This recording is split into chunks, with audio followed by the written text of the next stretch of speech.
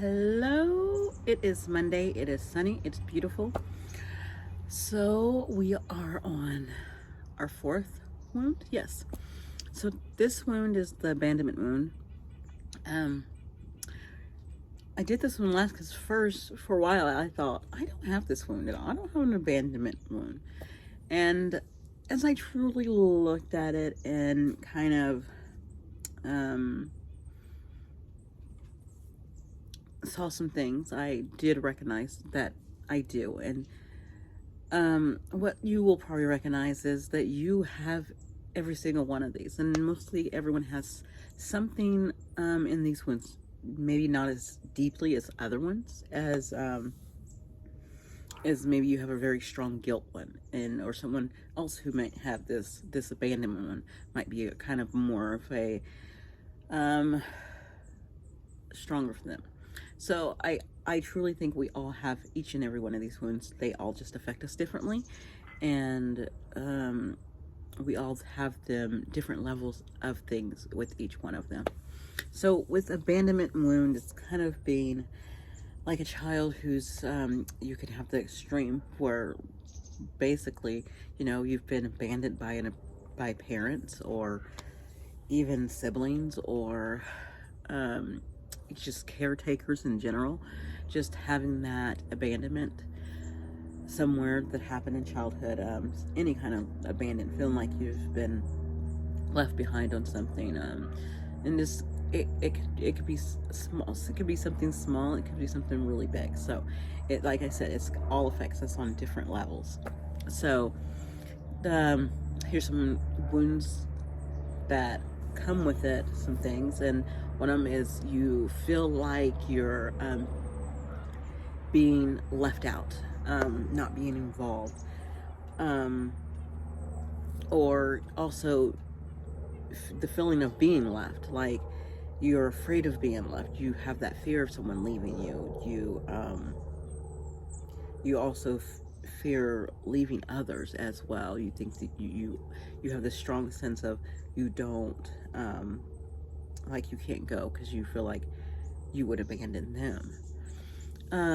Hates being alone, which I don't struggle with this one at all. I'm all about being in hermit mode. So, but some people do not like to be alone, and some people do not like to. Actually, my youngest daughter's kind of like this. She kind of gets where she doesn't want to, be in a room by herself or go. She wants someone else with her. She wants that energy of connection, and that's okay. We're all different, and we all operate on different levels of being connected to someone else and wanting to have that connection and energy. Also, another fact is being codependent.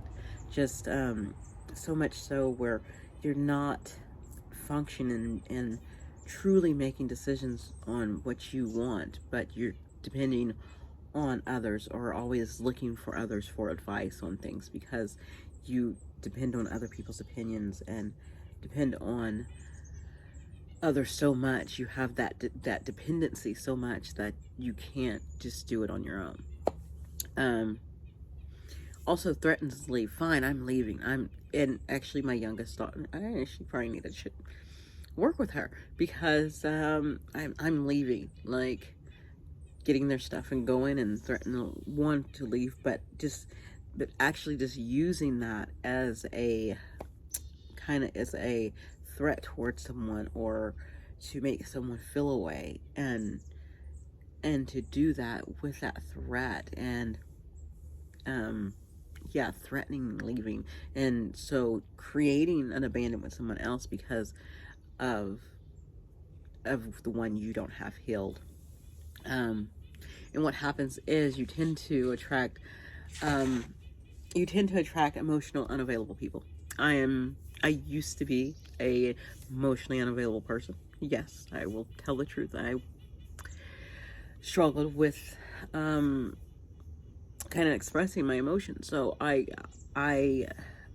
tended to attract people who needed that, was dependent on me, and because I did not express my emotions clearly to people, and I didn't know how because of one of my other wounds. So I used to be emotionally unavailable, and I'm no longer that way. I healed that wound, and I healed that part of me. But we can attract these type of people, or we become these type of people as well.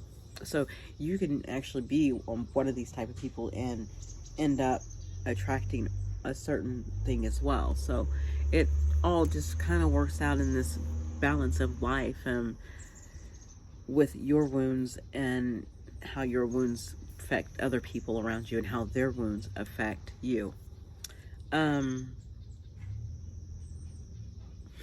There's some of the ways dealing with these wounds is to people tend to people please. So people pleasing, because you don't want them to leave you, so you please them, and you pretty much are setting fire to yourself. You're setting fire to yourself and not living for yourself, because you are always putting other people before you, especially people who are not emotionally available, or people who the other one is people who don't recognize your value as well. And so you're constantly always working to put them first and not yourself. And also, you also bring in this whole trust.